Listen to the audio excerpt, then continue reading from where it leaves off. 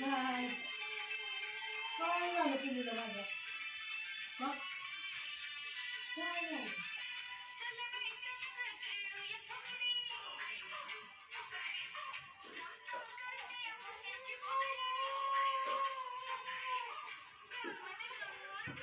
काय झालं रे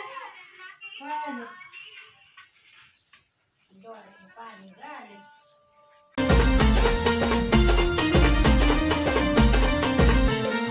झाला ग इथं गोळा झाला ग इथं गोळा न बाई बाई नाथांचा